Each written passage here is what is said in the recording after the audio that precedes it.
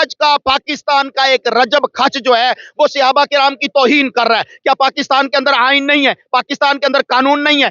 جو 95% آبادی اہل سنہ کی ہے ان کو گالیاں دی جائیں یا ان پر ان کے اکابرین پر لعنت کی جائے؟ ہماری متبرک شخصیات ہیں صحابہ کرام، ہماری مقدس شخصیات ہیں اہل بیت عظام، ان کی خاطر جان دے دینا ہمارا ایمان ہے.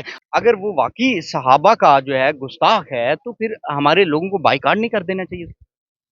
رجب خچ کو اس وقت گرفتار کرنا چاہیے، اس پر مقدمہ بنانا چاہیے، کیپرے قرار واقعی سزا دینی چاہیے، اس کے اکاؤنٹ کو سسپینڈ کرنا چاہیے. اسی طرح یہ گالی دی گئی ہے، لعنت کی گئی ہے نبی کریم صلی اللہ علیہ وسلم کی ساس خوش دامن سیدہ ہند بنت عتبہ کے اوپر. ہماری جانیں بھی حاضر ہیں، ہمیں مار لو یار، لیکن صحابہ پہ بات نہیں کرو. صحابہ بھی ہمارے ہیں، اہل بیت بھی ہمارے ہیں، ہم اہل بیت کی گستاخی کا سوچیں بھی تو کافر. صحابہ کرام کے اوپر لعنتیں کی جا رہی ہیں سر عام، جس میں سیدنا امیر معاویہ ہیں جن کا اتنا بڑا احسان ہے کہ یہ پاکستان ان کے دور حکومت کے اندر. یزید کی جد کون ہے؟ اب یزید کی جد جو ہے وہ سیدنا امیر معاویہ ہیں رضی اللہ تعالیٰ عنہ، جو قرآن کے لکھنے والے کاتب وحی ہیں. نبی کریم صلی اللہ علیہ وسلم کے گھر ان کی بہن مبارک جو ہماری ماں ہے. نماز اللہ کی عبادت ہے، شاعر اللہ ہے، اس کی توہین کرتے ہوئے بھی اس کی روح نہیں کانپی. اس کے ماں باپ نے اس کی تربیت ہی ایسی کی ہے کہ آپ نے اللہ کی عبادت نماز کا استہزاء کرنا ہے، گستاخی کرنی ہے، توہین کرنی ہے. کوئی بات نہیں، ڈالر آنے چاہیے، پیسے آنے چاہیے، شہرت ملنی چاہیے. فیم کا مطلب یہ نہیں ہے کہ آپ ماں کو پیش کریں پیسے کمانے کے لیے. فیم کا مطلب یہ نہیں ہے کہ بہن کو پیش کریں، آپ اپنا بیڈ روم دکھائیں. اس کا کزن ہے سلمان جس نے عائشہ نامی لڑکی کی عزت 2 سال تک داغتار کی ہے، یہاں تک کہ اس لڑکی نے 2 دفعہ ایک چوڑا چمار، ایک بھنگی، ایک چرسی، ایک پیونی، ایک جو ہے وہ ڈکیت وہ کہے کہ صحابہ کرام کے اوپر لعنت ہے تو ڈوب مرنا چاہیے پھر پوری پاکستانی قوم کو. تو پھر پاکستان کے متعلق تو یہ بات مشہور ہے کہ ماں بھی بیچ دیتے ہیں ڈالروں کی خاطر، یا ایمان بھی بیچا جا رہا ہے ڈالروں کی خاطر. کوئی بھی نہیں بول رہا کہ میرا فیملی سسٹم اس وقت تباہ کیا جا رہا ہے ٹک ٹاک کی وجہ سے. ایسے گندے کیڑے کے خلاف جو نالی کا گندا کیڑا ہے، میں کہتا ہوں یزید کی آڑ میں کسی صحابی کو گالی نہیں سنی جائے گی. آپ یزید کو 1000 دفعہ گالی دیتے ہیں، دیتے رہیں. سر بتائیے گا کہ رجب بٹ نے ایک لفظ استعمال کیا ہے کہ یزید تیری جد سے لعنت، تو اس کا سب سے پہلے تو مطلب سمجھائیں لوگوں کو، اور پھر بتائیں کہ یہ کتنی بڑی گستاخی ہے. الحمدللہ وکفا والصلاۃ والسلام علی رسول اللہ، اما بعد. پاکستان اس وقت بے آئین ہے. یہاں جس کو جو جی چاہتا ہے وہ پاکستان کے اندر مقدس ہستیوں پر، مقدس شخصیات کے اوپر وہ تبرہ کرنا، وہ بدتمیزی کرنا، اپنے آپ کو مشہور کرنے کے لیے، فیمس کرنے کے لیے وہ حق سمجھتا ہے. پاکستان کے اندر بہت سارے معاملات ہیں جو اس وقت چل رہے ہیں، لیکن سر فہرست جو اس وقت معاملہ ہے، جو ٹاپ ٹرینڈ ہے، وہ یہ ہے کہ پاکستان کا ایک چھوکرا، پاکستان کا ایک انتہائی لوفر انسان جو اپنی ماں کو بھی پیش کرتا ہے ڈالر کمانے کے لیے، جو اپنی بہن کو پیش کرتا ہے ڈالر کمانے کے لیے، جو اپنی بیوی دکھا کے ڈالر جو ہے وہ کماتا ہے، وہ جسے لوگ رجب بٹ کہتے ہیں اسے میں رجب خچ کہتا ہوں. وہ رجب خچ اس لیے ہے کہ کبھی وہ نماز کی توہین کرتا ہے. نماز کی توہین وہ پاکستان کے اندر نہیں دنیا بھر میں وائرل ہے کہ جس طرح نماز اللہ کی عبادت ہے، شاعر اللہ ہے، اس کی توہین کرتے ہوئے بھی اس کی روح نہیں کانپی. اس کے ماں باپ نے اس کی تربیت ہی ایسی کی ہے کہ آپ نے اللہ کی عبادت نماز کا استہزاء کرنا ہے، گستاخی کرنی ہے، توہین کرنی ہے. کوئی بات نہیں، ڈالر آنے چاہیے، پیسے آنے چاہیے، شہرت ملنی چاہیے.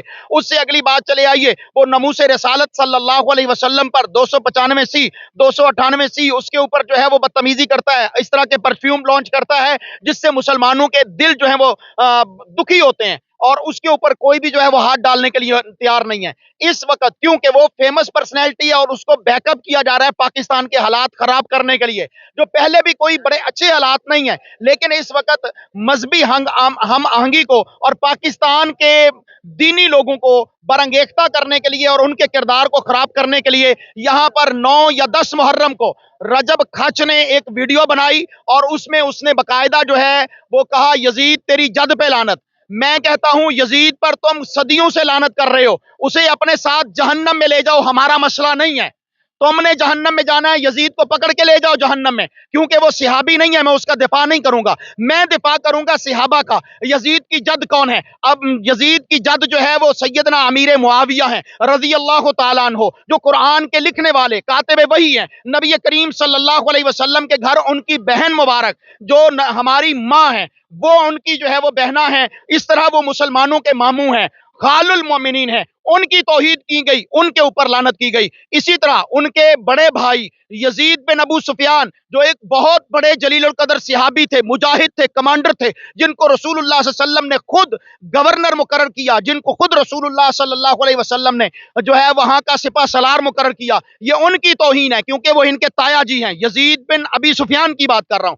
इसी तरह ये गाली दी गई है, लानत की गई है नबी करीम सल्लल्लाहु अलैहि वसल्लम की सास खुश दामन सैयदा हिंद बिनते उतबा के ऊपर, जो नबी करीम सल्लल्लाहु अलैहि वसल्लम की वालिदा की जगह पर हैं, उनके ऊपर लानत की गई है। इसी तरह उस शख्स पर लानत की गई है कि जिसको नबी रहमत सल्लल्लाहु अलैहि वसल्लम ने फतह मक्का के मौका पर इरशाद फरमाया था, जो शख्स बैतुल्लाह में दाखिल हो जाए उसको भी अमन अमान होगा। जो शख्स अबू सुफियान जो मक्का का सरदार है उसके घर में दाखिल हो जाए उसको भी अमन अमान होगा। नबी तो उसकी शान उसके घर को बैतुल्लाह के बराबर स्टेटस दे रहा है, और आज का पाकिस्तान का एक रजब खच जो है वो सहाबा किराम की तौहीन कर रहा है। क्या पाकिस्तान के अंदर आइन नहीं है? पाकिस्तान के अंदर कानून नहीं है? मैं इस वक्त फील्ड मार्शल सैयद आसिम मुनीर साहब से मुखातिब हूं। सैयद साहब, इस वक्त पाकिस्तान में आग लगाई जा रही है, एक मखसूस फिरके की तरफ से सहाबा किराम के ऊपर लानतें की जा रही हैं सरेआम, जिसमें सैयदना अमीर मुआविया हैं, जिनका इतना बड़ा एहसान है कि ये पाकिस्तान उनके दौरे हुकूमत के अंदर, उनके दौरे खिलाफत के अंदर यहां पर सहाबा ने आके हुकूमत की है। मकरान बलूचिस्तान का एक इलाका है, वहां पर अमीर मुआविया रजी अल्लाह ताला अन्हो के दौर में वहां पर खुलफा आए हैं जिन्होंने आके गवर्नरी की है।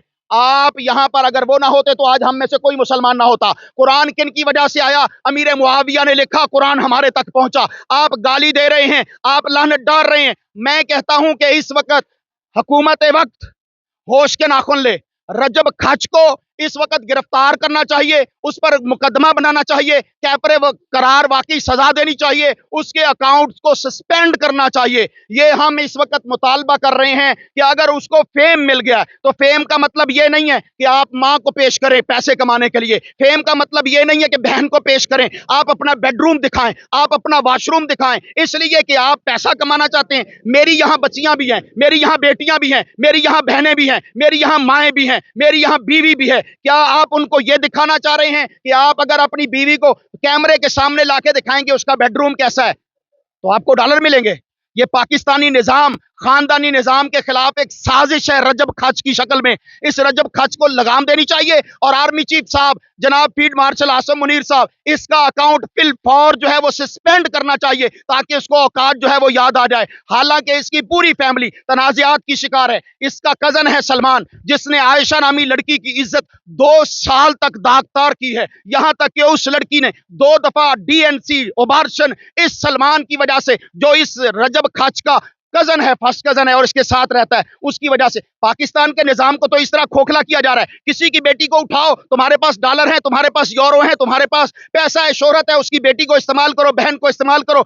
ये कुछ हमारे सोशल मीडिया पर दिखाया जा रहा है। इस वक्त पाकिस्तान के अंदर अगर मुख्तलिफ टीवी चैनल हाई कोर्ट के ऑर्डर से बंद हो रहे हैं, तो ऐसे चैनल को भी जो पाकिस्तान में इस्लाम के खिलाफ बात कर रहा है, जो मुसलमानों के ऊपर लानती माहौल पैदा कर रहा है, उसको बंद होना चाहिए।